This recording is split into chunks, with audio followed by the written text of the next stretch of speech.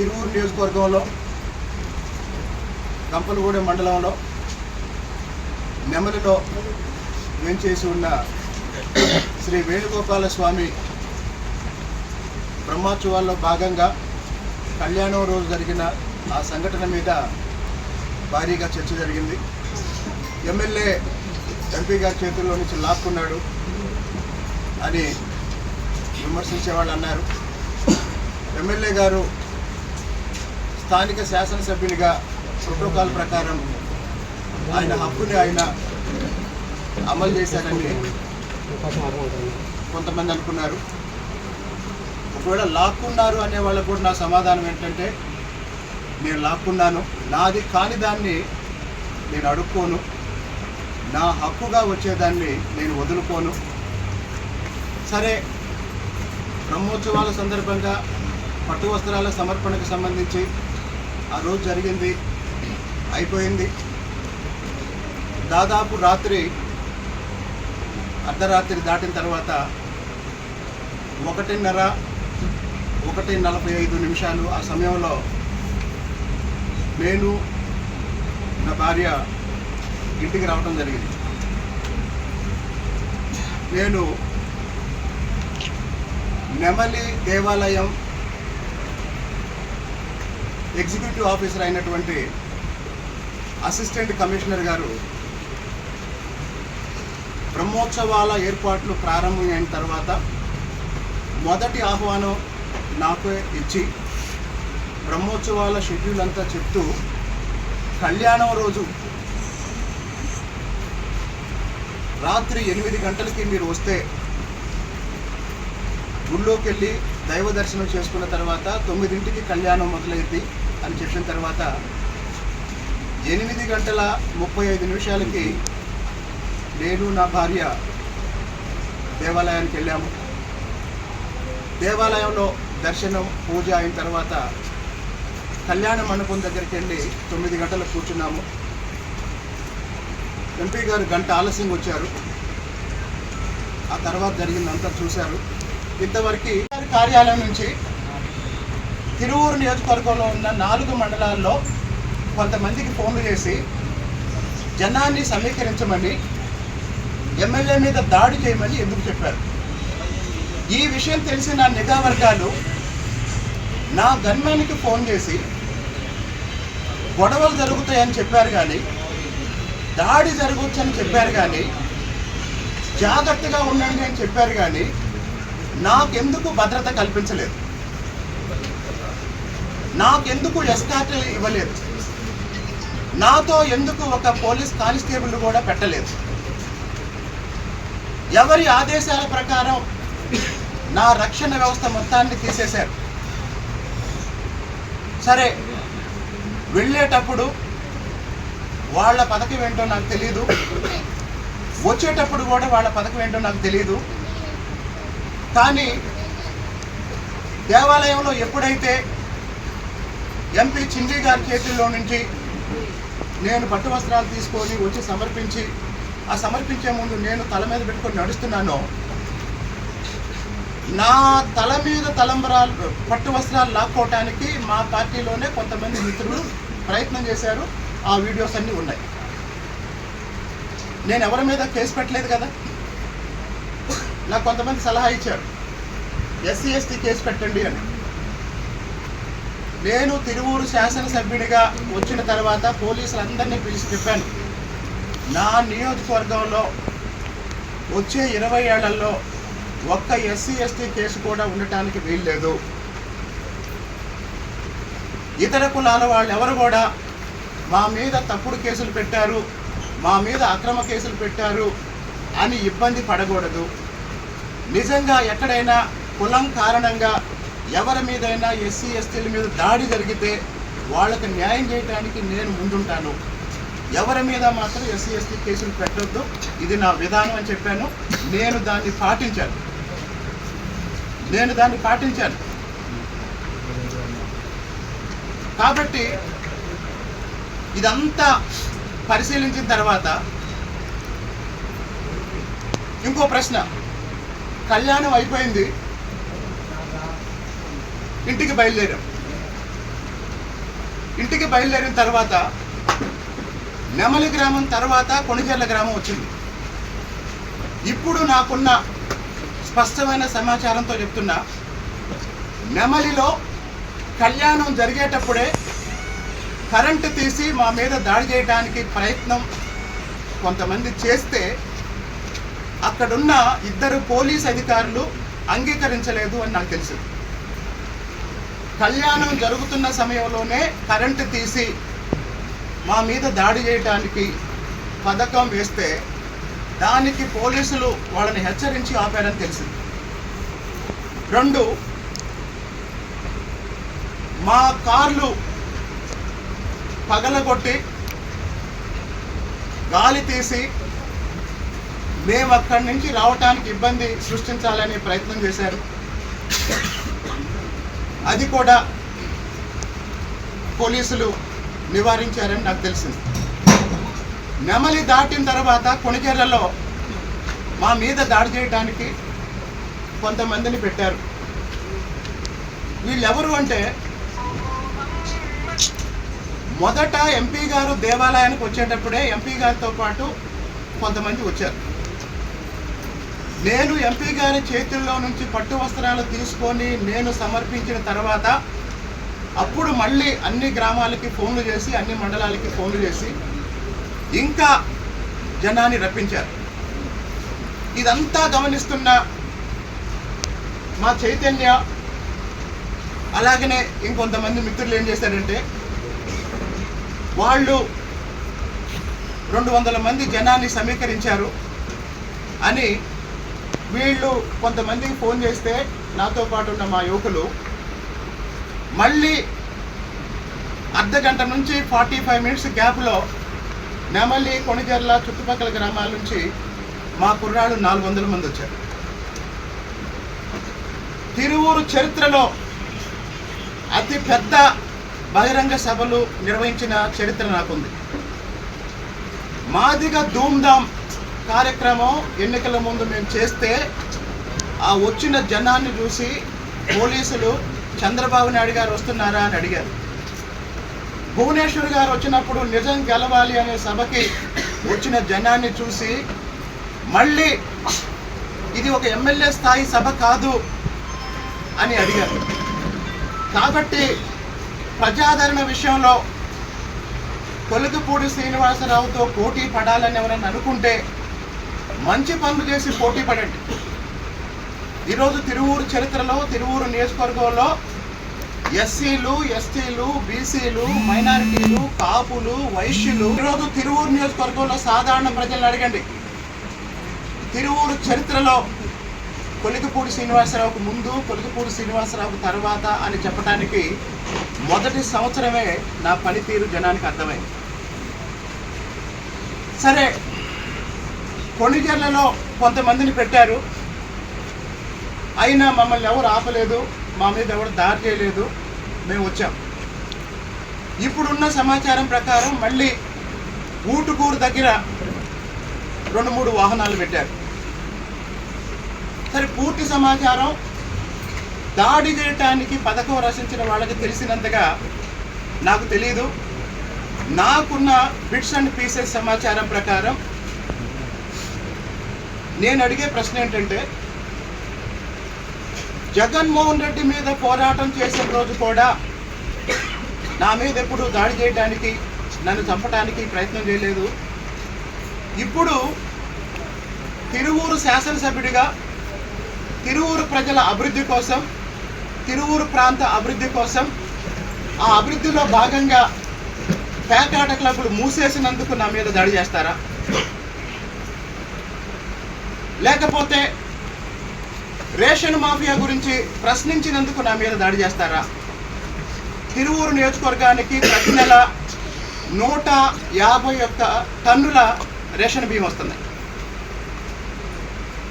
తిరువూరు నియోజకవర్గ పరిధిలో ప్రతి నెల ₹1 కోటి రేషన్ మాఫియా కుంభకోణం జరుగుతుంది.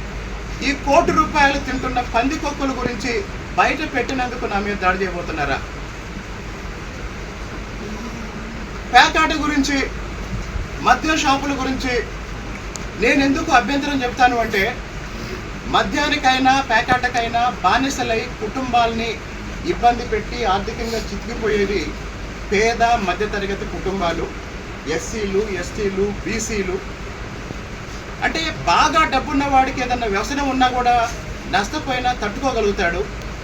కానీ కూలి పని చేసుకునే వాళ్ళు, చిన్న చిన్న ఉద్యోగాలు చేసుకునే వాళ్ళు ఇట్లాంటి వ్యసనాలకి బానిసైతే కుటుంబాలు నష్టపోతాయి, పిల్లలు రోడ్డున పడతారు అనే ఒక సామాజిక బాధ్యతతో నేను పేకాట వద్దంటున్నాను. మద్య షాపులు, బెల్ట్ షాపులు నియంత్రించడానికి ప్రయత్నం చేస్తున్నాను. తర్వాత నేను చేసే పనుల వల్ల తెలుగుదేశం పార్టీకి ఒక 10,000 ఓట్లు పెరుగుతాయి తప్ప నష్టం రాదు. మరి నా మీద చేసే విమర్శలు ఏంటి? నేను ఎమ్మెల్యే అయిన 3వ నెలలో నా మీద విమర్శ ఏంటంటే ఈయన జగన్మోహన్ రెడ్డి కోవర్టు అని. జగన్మోహన్ రెడ్డి కోసం పనిచేసేవాడు ఆయన అధికారంలో ఉన్నప్పుడు, ఆయన ముఖ్యమంత్రిగా ఉన్నప్పుడు ఏదైనా ప్రయోజనం ఆశించి చేస్తాడు. కానీ ఆయన మీద పోరాటం చేసి ఆ పోరాటంలో భాగంగా వచ్చిన గుర్తింపుతో ఎమ్మెల్యే అయ్యి ఒక నియోజకవర్గంలో బాధ్యతాయుతంగా పనిచేసేవాడు. అది కూడా జగన్మోహన్ రెడ్డిని ప్రజలు పూర్తిగా ఓడించి శాసనసభ కూడా రాని జగన్మోహన్ రెడ్డి కోసం పనిచేస్తే నాకు వచ్చే ప్రయోజనం ఏంటి? వెంటనే చెప్పే సమాధానం ఏంటంటే ఏదన్నా ఆర్థిక ప్రయోజనం ఉందేమో అని. తిరువూరులో ఉన్న మీడియాని అందరిని అడుగుతున్నాను, ప్రతిపక్ష పార్టీలను అడుగుతున్నాను. ఈ 20 నెలల నేను ఎమ్మెల్యేగా పనిచేసిన ఈ కాలంలో నా ద్వారా కానీ నాతో ఉండేవాళ్ళు కానీ ఎవరైనా అవినీతికి పాల్పడ్డట్టు మీ దగ్గర సమాచారం ఉంటే ప్రపంచానికి తెలియజేయండి. నా గురించి మాట్లాడితే ఏమంటారంటే నీ చిట్టా మాకు తెలుసు, నీ భాగవతం మాకు తెలుసు అంటారు. తెలిస్తే బయట పెట్టండి రా బాబు, ఎందుకు దాచుకుంటారు బీరువాలో పెట్టి? కొలిగపూడి శ్రీనివాసరావు ఏమన్నా తప్పు చేస్తే వాస్తవానికి కొలిగపూడి శ్రీనివాసరావు ఎప్పుడు దొరుకుతాడా అని చూసే వాళ్ళకి మీరు ఈ సమాచారం ఇవ్వండి. నేను మీ అందరిలో ప్రశ్న అడుగుతా, సీరియస్గా సమాధానం చెప్పండి. గత కొద్ది నెలల్లో తిరుపతిలో కిరణ్ రాయల్ అని ఒక జనసేన నాయకుడి గురించి కొన్ని వీడియోలు వచ్చాయి. ఆ తర్వాత సోదరుడు రైల్వే కోడ్ ఎమ్మెల్యే అరవ శ్రీధర్ గురించి కొన్ని వీడియోలు వచ్చాయి. రీసెంట్గా పెద్ద ఆయన బిఆర్ నాయుడు గురించి కొన్ని వీడియోలు వచ్చాయి. అట్లాంటి వీడియో ఏదన్నా ఒక్కటి కొలిగపూడి శ్రీనివాసరావు గురించి వస్తే ఈ పార్టీకి ఏమయ్యేది చెప్పండి? ఈ పార్టీకి ఏమయ్యేది? ఇరాను అమెరికా యుద్ధం పోయి ఇదే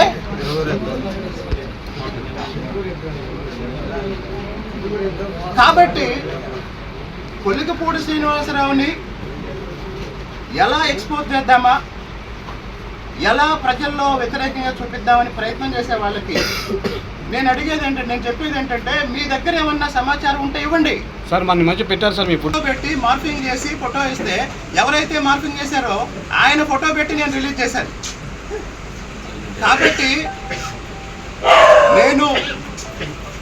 నాకు తెలిసి అసలు ఇంత సరే, మళ్ళీ అసలు విషయానికి వద్దాం. నెమలి దేవాలయానికి వెళ్లే ముందు కళ్యాణం జరిగే సమయంలో దాదాపు 4 గంటలు అక్కడ కూర్చున్నాం. మళ్ళీ కళ్యాణం అయిపోయి ఇంటికి వచ్చేంత వరకు నాకు ఎలాంటి అనుమానాలు లేవు, ఎవరి మీద అనుమానాలు లేవు. కానీ వచ్చిన తర్వాత నా గన్మెన్ అంటే పార్టీ కార్యకర్త కాదు. ఇంకోటి, నా గన్మెన్కి ఫోన్ చేసింది ప్రైవేటు వ్యక్తులు, కార్యకర్తలు కాదు, ప్రభుత్వంలో భాగంగా పనిచేసే, నిఘా వర్గంలో భాగంగా పనిచేసే వ్యక్తులు. అంటే ఇది అధికారిక సమాచారం. దీన్ని బట్టి నేను అడిగే ప్రశ్నలు ఏంటంటే, దాడి చేస్తారేమో అనే సమాచారం ఉన్నప్పుడు కూడా, దాడి జరుగుతుందేమో అనే సమాచారం ఉన్నప్పుడు కూడా నాకెందుకు భద్రత కల్పించలేదు? నాకెందుకు ఎస్కార్ట్ పెట్టలేదు, వచ్చేటప్పుడు కూడా ఉద్రిక్తత పరిస్థితులు ఉన్న సమయంలో కూడా ఎందుకు నా భద్రతని వదిలేశారు? అలా అని చెప్పి నా భద్రత గురించి నాకేం భయం లేదు. నేను చాలాసార్లు మా నాయకుడికి చెప్పింది ఏంటంటే, ఇది చాలామంది నాయకులు కూడా మా వాళ్ళకి నచ్చలేదు, జనంలోకి వెళ్ళేటప్పుడు నేను ఒక్కడనే వెళ్తాను, లేదా నేను వ్యక్తిగతంగా మాట్లాడతాను. రాజకీయాల్లో నాకు నచ్చని అంశం ఏంటంటే, ఏ విషయమైనా గుంపులుగా వెళ్ళి ఒక కుటుంబంతో మాట్లాడాలన్నా, ఒక వ్యక్తితో మాట్లాడాలన్నా, ఒక సమస్య తెలుసుకోవాలన్నా కుదరటం లేదు. ఎక్కడికి వెళ్ళినా ఏమవుతుంది, ఇప్పుడు ఒక నాయకుడు వెళ్తుంటే నాయకుడితో పాటు 4 కెమెరాలు వస్తున్నాయి. ఇంతకుముందు మీడియా వాళ్ళు మాత్రమే వచ్చేవాళ్ళు, ఇప్పుడు ప్రతి నాయకుడితో పాటు సొంత సోషల్ మీడియా టీం వస్తుంది.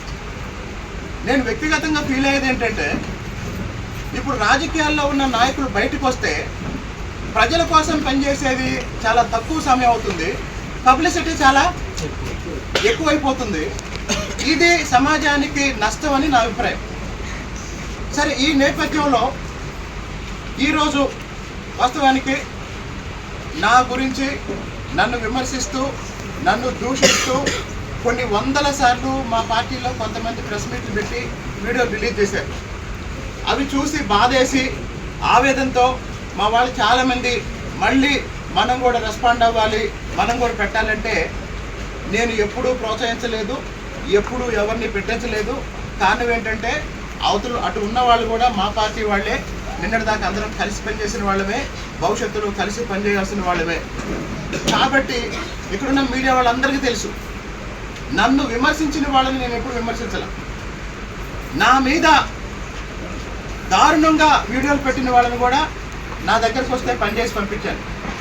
వాళ్ళు చెప్పేది ఏంటి, మాకు పైనుంచి ఒత్తిడి వస్తుంది, అందుకే మాకు పదవి ఇచ్చారు, నువ్వు పదవిలో ఉన్నావు కాబట్టి రావాలి, తిట్టాలి. ఆ తిట్టే కార్యక్రమంలో మీకు ఒక విషయం చెప్తా. ఒక మండల స్థాయి నాయకుడు ఎంపీ గారి ఆఫీస్ నుంచి ఫోన్ వస్తే నన్ను తిడుతూ ఒక వీడియో చేశాడు, ఆ వీడియో రిలీజ్ చేశాడు. మళ్ళీ ఎంపీ గారి ఆఫీస్ నుంచి ఫోన్ వచ్చింది, నువ్వు సరిగ్గా తిట్టలేదు, బాగా తిట్టలేదు, మళ్ళీ తిట్టు అంటే మరుసటి రోజు అతను ఇంకొక వీడియో చేసి చాలా హై వోల్టేజ్లో తిట్టాడు. హై వోల్టేజ్లో తిట్టి ఈయనకి ఫోన్ చేసి చెప్పాడు, ఇది పరిస్థితి, ఎమ్మెల్యే గారికి చెప్పండి. నేను ఒకటే చెప్తున్నా, నాకు ఎవరి మీద ద్వేషం ఉండదు, కోపం ఉండదు, వ్యతిరేకత ఉండదు. ఎందుకు అంటే, తిరువూరుకి నేను కొత్తగా బయట నుంచి వచ్చాను, ఎవరి మీద నాకు ఎట్లాంటి రాగద్వేషాలు ఉండవు. నా పర్సనల్ యాటిట్యూడ్ కూడా ఏంటంటే, నచ్చితే కలిసి పనిచేస్తాను, నచ్చకపోతే నా పని నేను చేసుకుంటాను, ఎదురైనా కూడా పలకరించినా కూడా స్పందించను. అంటే నేను నటించను. అందరూ ఏం చెప్తారంటే, అన్న నువ్వు కూడా నవ్వన్నా, నువ్వు కూడా నటించన్నా, నువ్వు కూడా షేక్ హ్యాండ్ ఇవ్వన్నా అంట. నువ్వు ఎదుటివాడు కరెక్ట్ కాదనుకున్నప్పుడు ఈ డ్రామా అవసరం లేదనేది నా అభిప్రాయం. సరే, నా మీద దాడి చేయడానికి ప్రయత్నం చేశారు, మరి వాళ్ళ లక్ష్యం ఏంటో నాకు తెలియదు. కానీ ఈరోజు మీడియాలో కొండూరు మండలం పార్టీ అధ్యక్షుడు పీక్లా నాయక్ గారు మాట్లాడుతూ ఒక మాట అన్నాడు, తిరువూరు ఎమ్మెల్యే కొలిగిపూడి శ్రీనివాసరావుని భూమి మీద లేకుండా చేయాలి అన్నాడు. భూమి మీద లేకుండా చేయాలి అన్నాడు. అంటే భూమి మీద లేకుండా చేయాలంటే అర్థం ఏంటి? అంటే నేను ఇప్పుడు ఉండేది గ్రౌండ్ ఫ్లోరు, నాకేమన్నా 5th ఫ్లోర్ ఇస్తారా? లేకపోతే చంపేస్తారా ఏంటి? భూమి మీదే లేకుండా చేయాలంటే అర్థం ఏంటి? నేను కూడా తెలుగు మీడియంలోనే చదువుకున్న డిగ్రీ వరకు. నాకు తెలిసిన అర్థం ఏంటంటే, భూమి మీదే లేకుండా చేయాలంటే చంపేయాలని అర్థం. అంటే ఏం చేయాలనుకుంటున్నారు? ఇంతమంది మాట్లాడిన మండల స్థాయి, గ్రామ స్థాయి నాయకుల గురించి నేను ఎందుకు స్పందించనంటే, వీళ్ళందరూ వెనకున్న ఒత్తిడి వల్ల మాట్లాడుతున్నారు. నేను ఎప్పుడైనా ఎంపీ గారి గురించి, ఆయన తమ్ముడు గురించి, ఆయన అవినీతి గురించి, ఆయన అక్రమాల గురించి మాట్లాడాను. ఎంపీ గారి గురించి నేను ఏవైతే మాట్లాడానో వాటికి సమాధానాలు రాలేదు, రాకుండా నా మీద ఇంకా దాడి చేస్తున్నారు. ఆ ఏవైతే ఎంపీ గారిని నేను అడిగానో ఆ ప్రశ్నలన్నింటికి నేను కట్టుబడి ఉన్నాను. కానీ దానికి సమాధానం చెప్పకుండా ఇంకా కొన్ని నెలల పాటు నేను మళ్ళీ ఆ విషయాలు ఎందుకు మాట్లాడలేదంటే, చంద్రబాబు నాయుడు గారు పిలుస్తారు, మాట్లాడతారు, నా సమస్యలు ముఖ్యమంత్రి గారికి చెప్తాను, ముఖ్యమంత్రి గారు ఏవైతే పరిష్కారంగా చెప్తారో వాటిని పాటిస్తాను. కాబట్టి నిన్నటి దాకా కలిసి పనిచేసాం, భవిష్యత్తులో కలిసి పనిచేస్తాం, 4 రోజులు మౌనంగా ఉండండి నేను వీళ్ళందరూ చెప్తాను. టూర్ నియోజకవర్గంతో సంబంధం లేని బాలకోట ఇలాంటి వాళ్ళు, లేకపోతే ఎక్కడెక్కడోళ్ళో తిరువూరు గురించి మాట్లాడతారు. తిరువూరులో జరిగేది బయట జరిగే ప్రచారం 2 వేరు. తిరువూరు చరిత్రలో ఒక మంచి ఎమ్మెల్యే వచ్చాడని ప్రజలు అనుకుంటున్నారు, మా మాట వినట్లేదు వీడని నాయకులు అనుకుంటున్నారు. మంచి ఎమ్మెల్యే వచ్చాడు అని ప్రజలు అనుకుంటున్నారు, మా కంట్రోల్లో ఉండట్లేదు అని నాయకులు అనుకుంటున్నారు. అది కూడా 4-5 నాయకులు, అందరు కాదు. ఇంకో విషయం, ఇక్కడున్న మీడియా వాళ్ళు, నన్ను 2 ఏళ్ళుగా చూస్తున్న వాళ్ళు ఎప్పుడైనా అడగండి, ఎప్పుడైనా తెలుసుకోండి. నేను ఏ రోజు కూడా కులం కార్డు వాడలేదు, కులం పేరుతో ఎప్పుడు పనిచేయలేదు. నేను ఆత్మగౌరవంతో పనిచేస్తాను. నేను ఏ రోజైనా నేను ఎస్సీని కాబట్టి, లేకపోతే నేను దళితుని కాబట్టి నేను ఎప్పుడు మాట్లాడలా. నా నోట్లో నుంచి ఎప్పుడు కూడా నా స్థాయి తగ్గించుకునే మాటలు రావు. నేను చాలా పేద కుటుంబంలో పుట్టి ఉన్నత చదువులు చదువుకొని ఆత్మగౌరవంతో బతికి ఈరోజు ఉదయం హైదరాబాద్లో మల్లు బట్టి విక్రమ గారి కొడుకు పెళ్లికి వెళ్ళినప్పుడు అక్కడ చాలా పెద్ద ఆయన రోజు పేపర్లో చూస్తూ కేంద్ర మంత్రిగా పనిచేశాడు, చాలా కీలకమైన స్థానాల్లో పనిచేశాడు. వెళ్ళి నమస్కారం చెప్పి పెడితే శ్రీనివాసరావు గారు ఎలా ఉన్నారన్నాడు. నేనేంటి మీకు తెలియటం ఏంటి అంటే, మీరు తెలియని వాళ్ళు ఉంటారా అన్నాడు. ఎక్కడ అర్జున్ సింగ్, ఎక్కడ కొలిపూడి శ్రీనివాసరావు? అర్జున్ సింగ్ కాదు, దిగ్విజయ్ సింగ్. ఎక్కడ దిగ్విజయ్ సింగ్, ఎక్కడ కొలిపూడి శ్రీనివాసరావు? అలాగనే ఎంతోమంది నేను వాళ్ళకి తెలియదు అని నేను అనుకుంటాను. కానీ ఒక రాజ్యసభ సభ్యుడు కళ్యాణ మండపం నుంచి బయటకు వస్తూ నా భుజం మీద చేసి నాకు చెప్పింది ఏంటంటే, నువ్వు బురదలోకి దిగమాకు, నిన్ను బురదలోకి లాగాలని చూస్తున్నారు అని చెప్పాడు. కాబట్టి అందుకే నేను నన్ను విమర్శించే వాళ్ళ విమర్శలకి నేను ఎప్పుడు స్పందించను. అదే సమయంలో నా పనిని గురించి చెప్పండి, నేనేమైనా తప్పు చేస్తే చెప్పండి, నేనేమైనా అవినీతి చేస్తే చెప్పండి, నా చుట్టూ ఉన్న వాళ్ళు ఎవరైనా తప్పు చేస్తే చెప్పండి. నా చుట్టూ ఉన్న వాళ్ళు కానీ నేను కానీ నన్ను విమర్శించే వాళ్ళకి ఒకటే ప్రశ్న, నేనేమన్నా తప్పు చేసినట్టు, నేనేమన్నా అవినీతి చేసినట్టు మీ దగ్గర ఏమన్నా సమాచారం ఉంటే మీడియాకి ఇవ్వండి, డిబేట్లు పెట్టండి, ఎండగట్టండి. అదేమీ లేదు, గాలి వార్తలు. కాబట్టి ఈ మీడియా సమావేశం ద్వారా ఇంకొక విషయం కూడా మీ దృష్టికి తీసుకురావాలి. గత కొన్ని నెలలుగా తిరువూరు నియోజకవర్గంలో ఉన్న 4 పోలీస్ స్టేషన్లో, తిరువూరు నియోజకవర్గంలో ఉన్న 4 పోలీస్ స్టేషన్లో పైనుంచి వస్తున్న ఒత్తిడి కారణంగా ఎస్సీల మీద, ఎస్టీల మీద తప్పుడు కేసులు పెట్టి పోలీస్ స్టేషన్కి పిలిపించి వేధిస్తున్నారు. గంపలగూడెం మండలంలో 3 రోజుల క్రితం రాత్రి పెదకుమెరలో అజయ్ అనే అబ్బాయిని తెల్లవారుజామున 4:30కి పోలీస్ స్టేషన్కి తీసుకెళ్లారు. ఏ కొండూరులో కోటేశ్వరరావు అనే మాజీ సర్పంచ్ని, డీసీ చైర్మన్ని, ఎస్టీ నాయకుడిని, జిల్లా స్థాయి నాయకుడిని పోలీస్ స్టేషన్కి తీసుకొచ్చి కూర్చోబెట్టారు. ఎందుకు అంటే ఎంపీ గారు చెప్పారన్నారు. నేను మళ్ళీ పోలీసు వారికి చెప్తున్నా, పైనుంచి రాజకీయ ఒత్తిళ్లు వచ్చాయని ఎస్సీల మీద, ఎస్టీల మీద, అమాయకుల మీద తరచుగా మీరు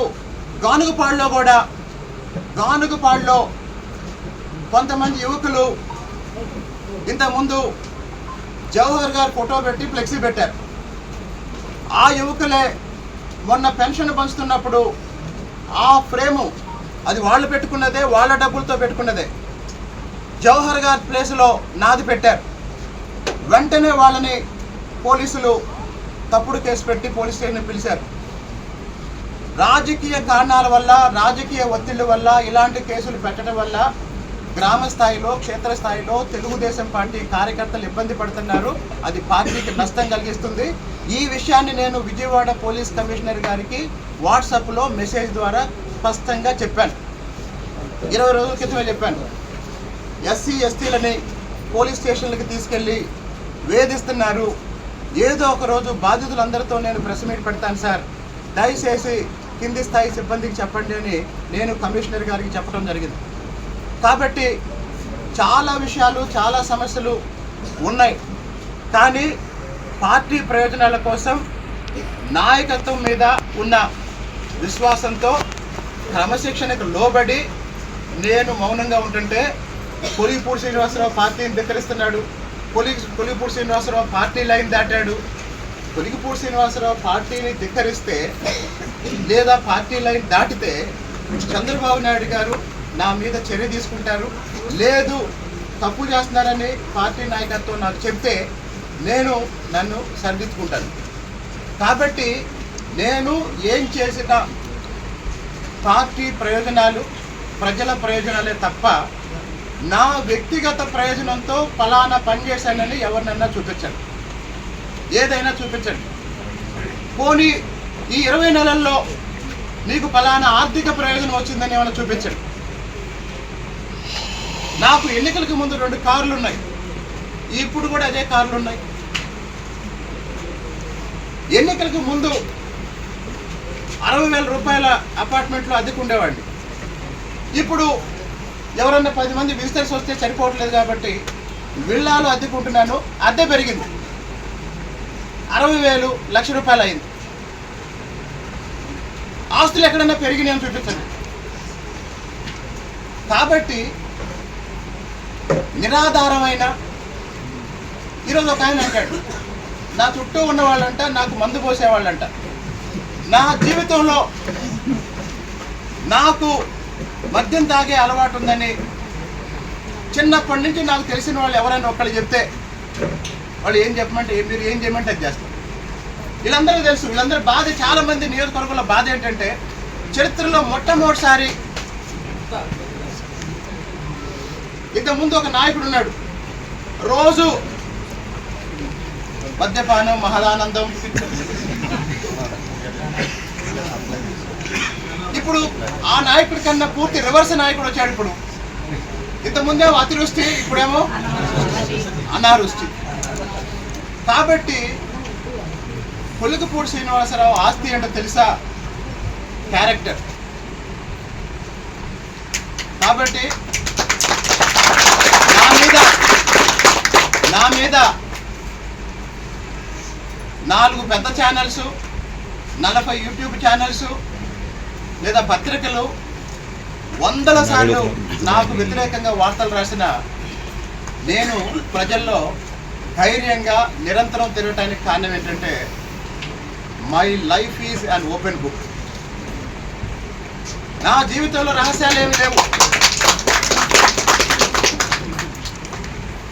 చాలాసార్లు నేను ఒక్కనే డ్రైవ్ చేసుకుంటూ వెళ్ళిపోతా. ఈరోజు కూడా హైదరాబాద్లో ఒక పెళ్ళికి వెళ్తే అక్కడున్న సెక్యూరిటీ వాళ్ళు మీ గన్మెన్ ఏరండి అని అడిగారు. కాబట్టి నేను ఈ మీడియా సమావేశం ద్వారా చెప్పాలనుకుంటే ఏంటంటే, నాకున్న అధికారిక సమాచారం ప్రకారం, నిఘా వర్గాల సమాచారం ప్రకారం నా మీద దాడి చేయడానికి పథకం రచించారు, ప్రయత్నం చేశారు. వాళ్ళని అడిగే ప్రశ్న ఏంటంటే, నన్ను చంపాలనుకుంటున్నారా?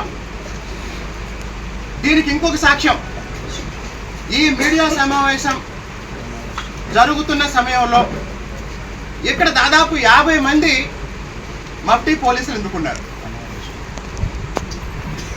ఇక్కడ దాదాపు పెద్ద సంఖ్యలో పోలీసులు ఎందుకున్నారు. ఇంకో ప్రయత్నం కూడా జరుగుతుంది. నా గురించి నీచంగా పోస్టులు పెట్టించి, నా గురించి దారుణంగా తిట్టించి, ఆ పోస్టులు చూసి, ఆ వీడియోలు చూసి నేను స్పందించి, నేను ఆవేశపడి, నేను రెచ్చిపోతానేమో అని ఒక ట్రాప్ వేస్తున్నారు. ఒక ట్రాప్ వేస్తున్నారు. తప్పు జరిగిన చోట నేను నిలబడతా, గట్టిగా మాట్లాడతా. కానీ నా గురించి ఎవడో ఒక పోస్ట్ పెట్టాడని, ఎవడో ఒక బూతు తిట్టాడని నా వ్యక్తిగతం గురించి నేను ఎప్పుడు బాధపడను. నన్ను అవమానిస్తే సహిస్తా, నా జాతిని అవమానిస్తే తెగిస్తా.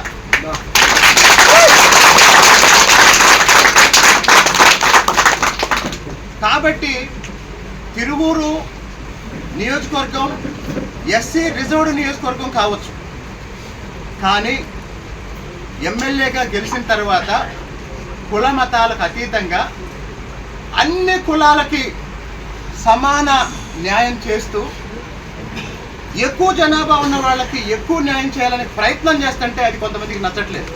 నేను బీసీలకు ఎక్కువ పదవులు ఇవ్వాలన్నాను, అది నచ్చట్లేదు. నేను ఎస్సీలకు ఎక్కువ పదవులు ఇవ్వాలన్నాను, అది నచ్చట్లేదు. నేను కాపులకి వైశ్యులకి సమానంగా కుర్చీలు వేయాలన్నాను, అది నచ్చట్లేదు. ఇవన్నీ పార్టీకి మేలు చేసే అంశాలు, చంద్రబాబు నాయుడు గారికి మేలు చేసే అంశాలు. అలాగే ఇంతమందికి మేలు జరిగినప్పుడు సహజంగానే నాకు కూడా మేలు చేసే అంశాలు. కాబట్టి మళ్ళీ మళ్ళీ చెప్తున్నా, వ్యక్తిగత కక్షలతో వ్యక్తిగతంగా దాడులు చేసో భయపెట్టాలనో ప్రయత్నం చేస్తే కొల్లికపూడి శ్రీనివాసరావు అనే వ్యక్తి ఎవరికి భయపడ్డు, దేనికి భయపడ్డు. చాలామంది బలంగా అనుకునేది ఏంటంటే, చంద్రబాబు నాయుడు గారు లాంటి ఒక సీనియర్ నాయకుడు ముఖ్యమంత్రిగా ఉన్న, పార్టీ అధ్యక్షుడిగా ఉన్న పార్టీలో బలంగా మాట్లాడుతున్నాడు, ప్రశ్నిస్తున్నాడంటే ఇతను నిజంగా ఏమన్నా తప్పులు చేసి ఉంటే ఎందుకు వదిలిపెడతారు?